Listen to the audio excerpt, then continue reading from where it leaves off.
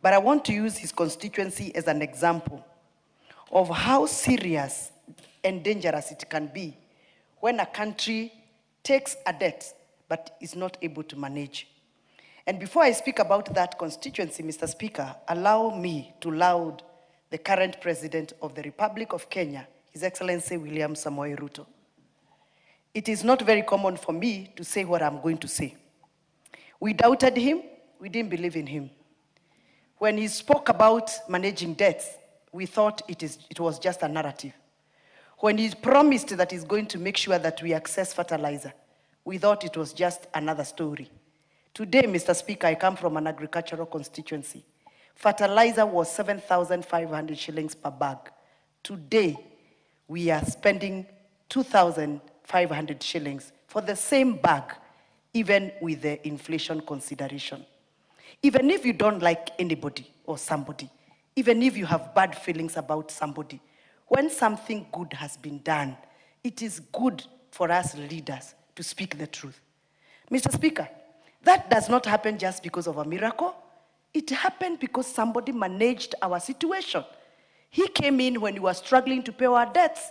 He managed the financial crisis that were therein, and he was able to stabilize the basic commodities that can enable star production in our villages. Mr. Speaker, back to what I said about my previous role as a vice chair of the Committee of Transport.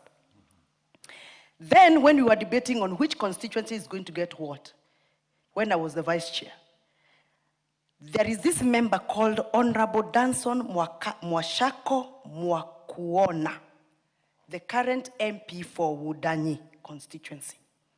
He appeared in the committee last parliament, pleaded with the committee and the minister to be considered to at least get 1 kilometer of tarmac.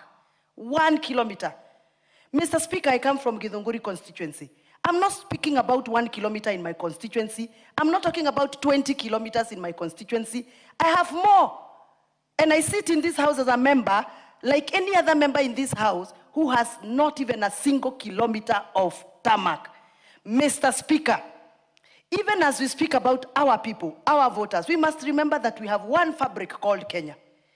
And as we speak about some regions enjoying tarmac, enjoying housing, enjoying airports, we must consider those that come from such corners of Kenya who have never experienced a kilometer of tarmac. It will not happen by narratives or theories or proposals. It will only happen by managing our situation financially, including debts. Let us allow the president of the day manage the situation. As a house, we must support him and advise him so that he can manage the situation and ensure that as I receive 2,180 units of affordable housing in Githunguri, all other constituencies in this country get the same share.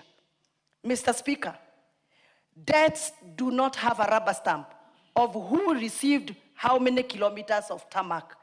It is normally referred as a Kenyan debt, not as a regional debt.